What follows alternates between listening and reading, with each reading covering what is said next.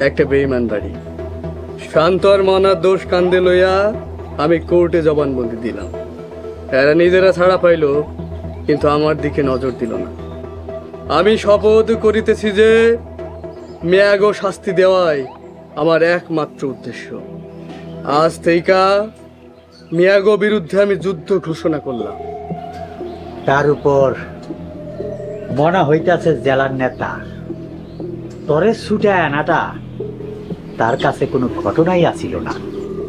ক্ষমতা ক্ষমতা এমন একটা জিনিস, এইটা পাইলে সবকিছু ভুইলা যায়। আপনার আবার ভইলা যায় না? যদি ভুইলা যাইতাম তাইলে মনে করে তোরে জেল থেকে ছাড়ে আনলাম কেন? আমারে ব্যবহার করার লাগে আনছেন। হ, ঠিকই কইছস। আমরা তরে ব্যবহার করব, তুই আমাগো ব্যবহার করবি। তোর উদ্দেশ্য আর আমাগো উদ্দেশ্য এক। মিয়ারা যাইব মাতবর বাড়িতে, তারা নাকি হাত মিলাইব। আপনার কি মনে হয় চেয়ারম্যান সাহেব, হাত মিলাইব?